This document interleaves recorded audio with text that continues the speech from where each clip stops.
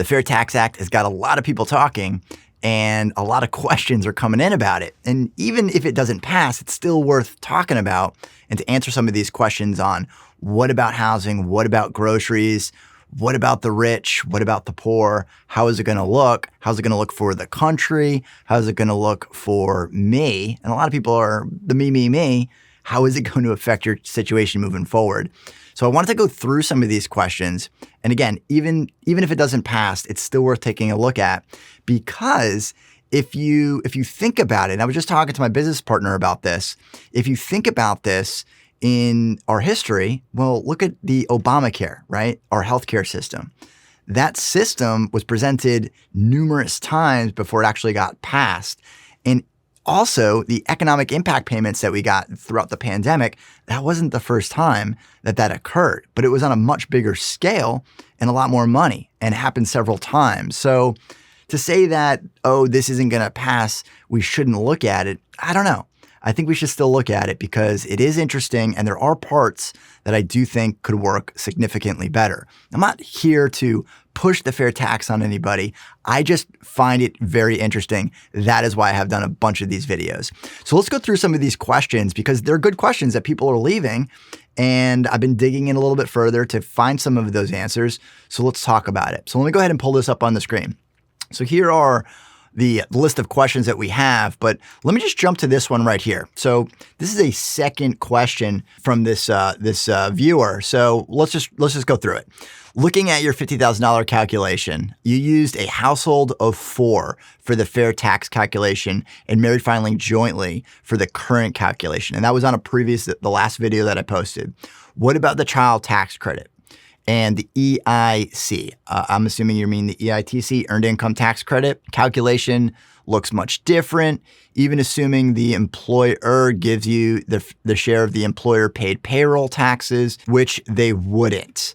And again, I said that on the video, right? So let's go back to the calculation right here. And I said $50,000, what would it break down to? And the FICA taxes I put here, and then I added the employer side back of the $38.25. So it's the 1/2 of the FICA taxes that the employer pays, which some people don't even realize, but they pay the same amount that you do as the employer, and you pay as the employee. So I added it back saying, hey, they're going to save this money. It's a part of the employee compensation. So I put it in there. And you can run these hypotheticals, take that amount out, which I think I did in the video, and it's still a little bit better. So the child tax credit right now is $2,000. So a family of 4 at $50,000 would get an additional $4,000. It still looks better to do the current tax situation. Now, I didn't know the math for the EITC, so I pulled up this calculator right here. And for 2022, for married filing jointly, that would work out to $1,159. So $5,159 more. We're still not there. It still looks better with the Fair Tax Act. But again, if you take out the FICA on that, you can rework this a million different ways. And I think that's the point that I've been trying to make here, is that there's a million different ways that you can spin this to say, oh, you know what, the current situation works better in this exact scenario, therefore we should keep it. Again, the me thing.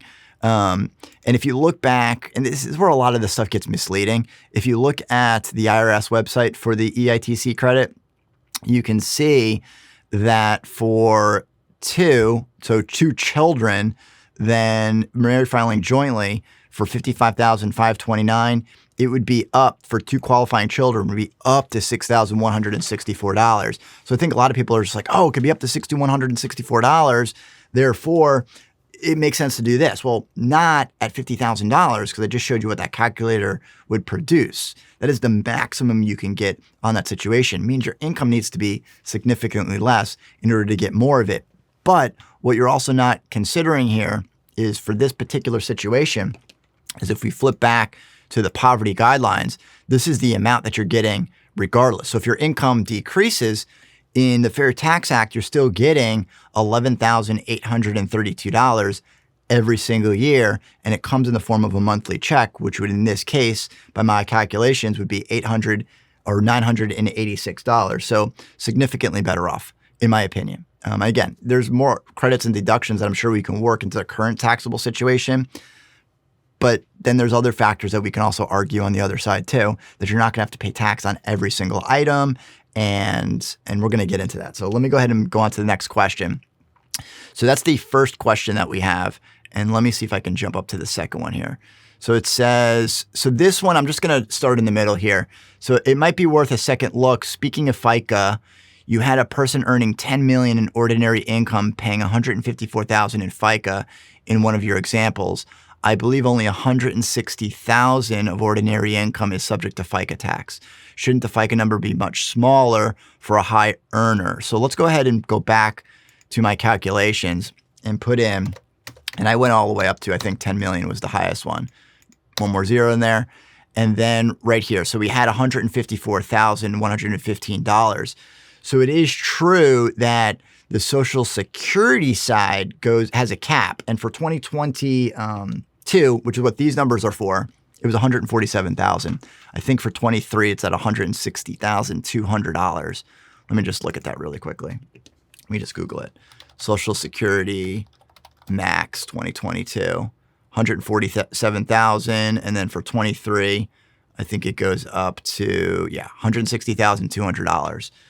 So it is going up. That is true. That's Social Security though. But there's the additional Medicare tax, which does not have a cap, and that's 1.45%. So that is why that number is so much higher, or high when you're trying to think about this, because 1.45% of $10 million, that's where you're getting to the $154,000. Social Security up to the max, plus the Medicare that goes all the way up. And there's no additional Medicare tax on the employer side. So I did not put that in there. So it's only what the employer would be paying on behalf of paying that $10 million. Obviously, that's few and far between, but I still wanted to put the example in there so we can all see it together. And let's jump to this next one here.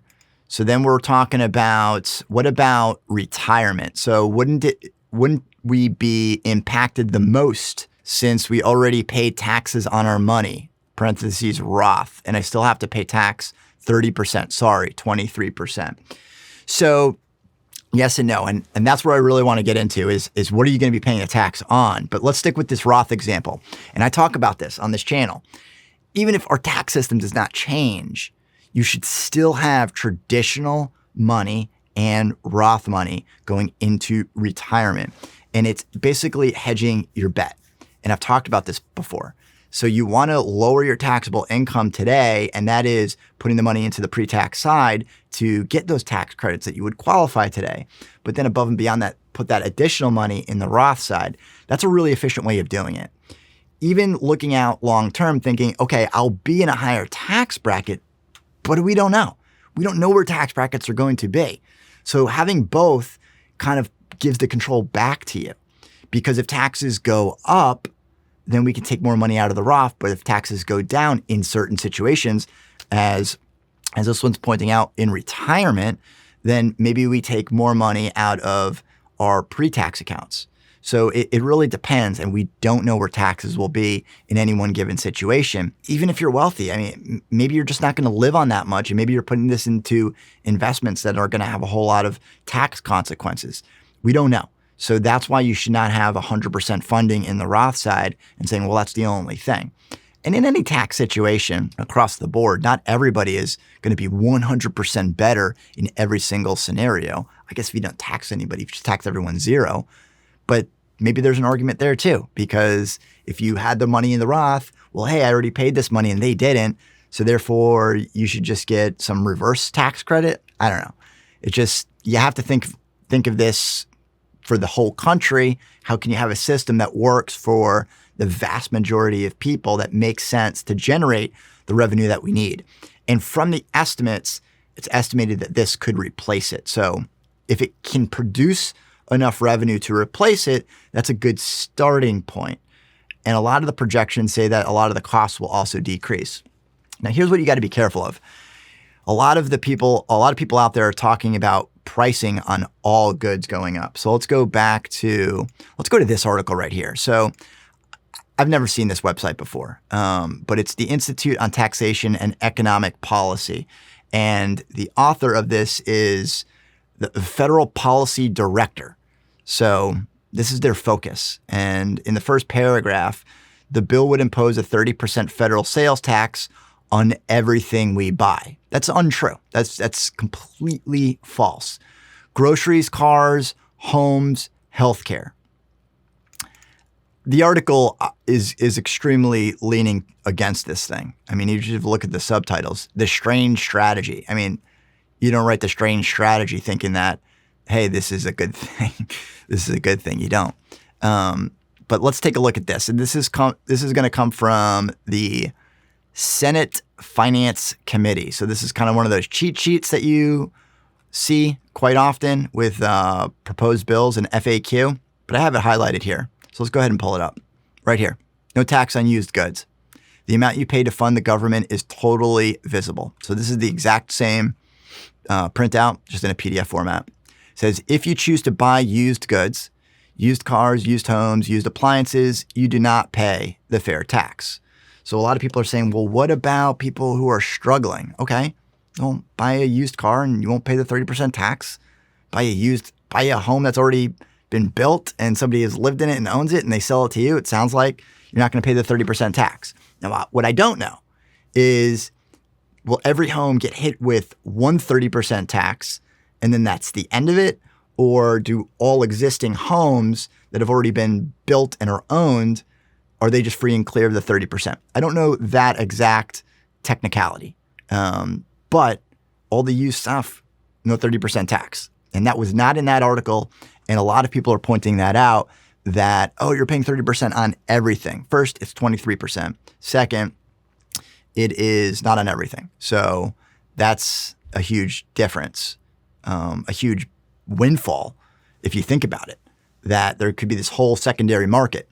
And I think a lot of people right off the bat are thinking that, okay, so a home that sells, just for easy math, $100,000, you're going to pay $130,000 to buy it, but then there's not going to be anything on the second home purchase. So it'll just be $100,000, and it won't work like that, because in order to get the sale on the new home and say you have this premium of 30%, then the actual base price needs to come down because it needs to compete with the used market as well. They're always competing with each other. So it's not going to be drastically different. It's not going to be exactly 30% when you're working out this math, when you're looking at it in the market. When the actual market forces take over, they'll be much closer in price. Not exact, but just the same thing as we experience today, or similar things that you experience today. Buy something new, what's the premium on that versus buying something in the secondary market? So in this instance, it doesn't make homes unaffordable for people. It actually might make them significantly cheaper because there's also estimates saying that the interest rates will go down. But I don't have any hard facts on that part. I'm just saying that's what people are talking about that are proponents of the fair tax, so, or pushing the fair tax. So I'm just saying that. Again, I'm not trying to push this one way or another. I just simply put out this calculator or built this calculator and was just running the numbers because people were talking about it. So I was just trying to do the math one way or another. And it's very difficult to come out with some of these estimates because in every scenario, we don't necessarily know. We don't have a crystal ball to know exactly how it's all going to play out. But a lot of the stuff to me points that this would work very well. I am really confused as to why the president and a lot of the Democrats, or probably all of them, are against this, because it really lends itself to recycling and using used goods. Again, because it doesn't have a tax associated with it. So to me, there's a lot of benefits of just having that mentality. You're going to be able to save a lot more because your income is going to not be taxed. And if you don't want it taxed, so we go back to these examples right here, and these scenarios that I'm running, we'll bring it back down to $100,000. These examples that I'm running, we say, like, what about the child tax credit? What about this? And what about that? On the fair tax side, if you don't spend the dollar, and in this example, I have it spending 100%. So we're spending every dollar, and that's where we're coming out with our spending power, but we won't pay taxes on anything that we save or don't spend for that year. So it really says, hey, earn as much as you can and save as much as you can and be frugal with your money. I mean, that makes more sense to me. That's a good direction, that you should work as hard as you can to make as much money as you can and be financially stable. And this promotes it way better than our current situation or current tax system. So it's way, way different in that regard. And so let's take a look and see if, what's the next question that we have? I think that we have one more. Let's go take a look at it. So basically the Fair Tax Act is to be implemented. Just don't spend any money, 30% increase in sales tax. So I guess that this inflation was just a trial for what's to be if this bill is passed. And I disagree with that too. So will it cause inflation? I think a lot of the hidden costs are going to be eliminated, and it won't necessarily cause inflation because people are going to be more mindful of their spending habits. They're not going to buy junk things because it's going to have that fair tax added to it. It's going to have the 30%. So those little nickel and dime things that we necessarily buy. But to also make a point, our government actively changes the taxes and the tax laws to help us, or not help, try to guide what their agenda is on what they want us to buy. Think of the tax credits you get for buying things to like insulation for your house or new windows, stuff like that, or going and buying electric cars. They're shifting the tax policy in order to change how you spend. This is just doing it in a different way. And I think if people are more mindful of their money, that's not going to drive inflation. That should decrease it because people are going to spend less, or they're going to be more mindful of it. I don't know if necessarily overall they're going to spend less. I think they're just going to be more mindful of their purchases. Say, hey, do I really want to buy this? Or if it's in the secondary market, then they can do it all day long because there's not going to be that 30% tax. So I do find this interesting. Let me know if there's other areas that you want me to go over in future videos. And let's hear what you have to say. See you on the next one.